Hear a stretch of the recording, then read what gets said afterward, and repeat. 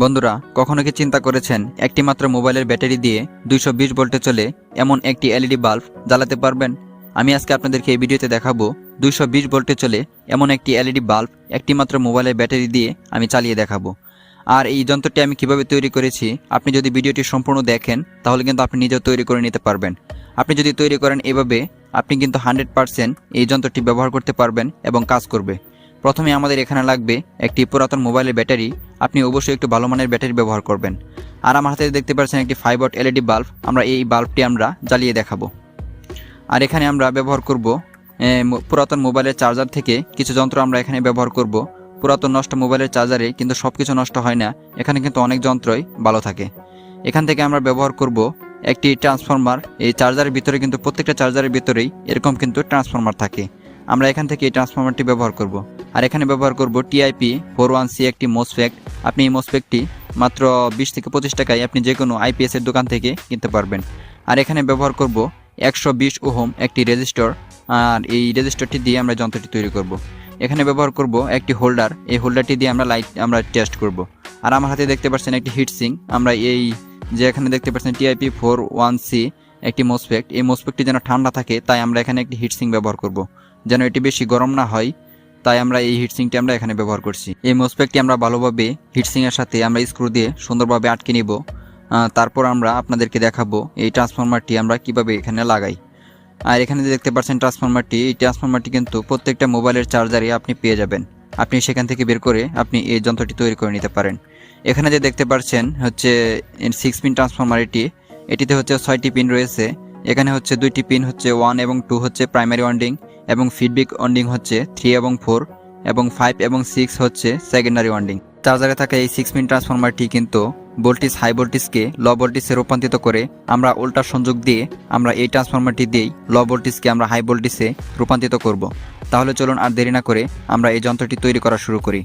প্রথমে আমাদের এই ট্রান্সফরমারের যে 6টি টার্মিনাল রয়েছে, এই 6টি টার্মিনাল আমরা একটু সোল্ডারিং করে আমরা সহজ করে নেব কাজটি, যেন এখানে আমরা সহজেই আমরা সোল্ডারিং করে নিতে পারি।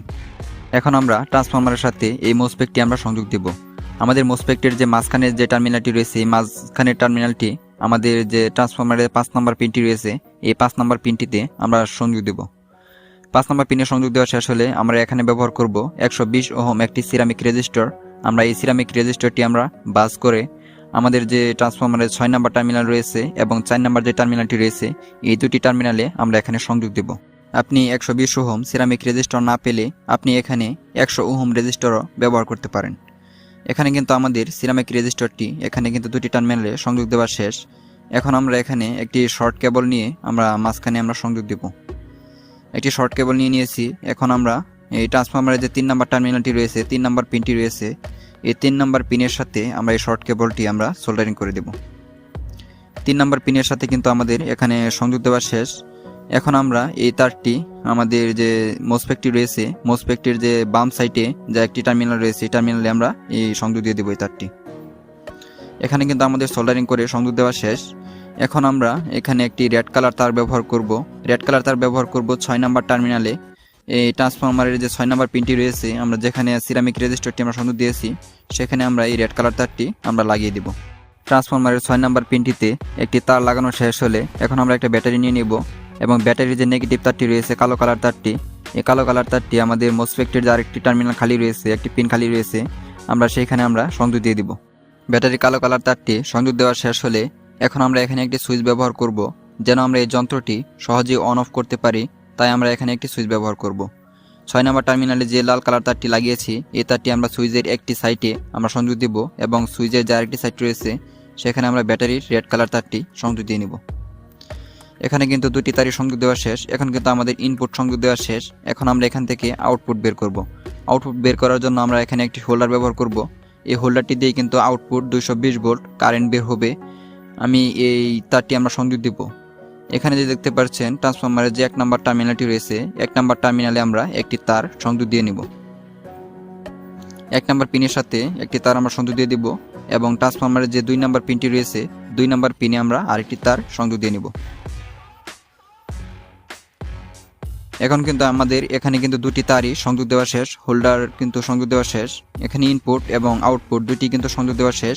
এখন আমরা একটি লাইট নিয়ে আমরা আপনাদেরকে দেখাবো এই লাইটটি জ্বলে কিনা। আর আপনি যদি এরকম একটি ইনভার্টার বা আইপিএস তৈরি করেন, আপনি কিন্তু এখানে সর্বোচ্চ 20 ওয়াট পর্যন্ত আপনি ব্যবহার করতে পারবেন। 20 ওয়াটের উপরে যদি দেন তাহলে কিন্তু আর এই যন্ত্রটি কাজ করবে না। এখন আমরা এখানে একটি 5 ওয়াট এলইডি বাল্ব আমি আপনাদেরকে জ্বালিয়ে দেখাবো এই লাইটটি জ্বলে কিনা। এখন আমরা সুইচ দিব।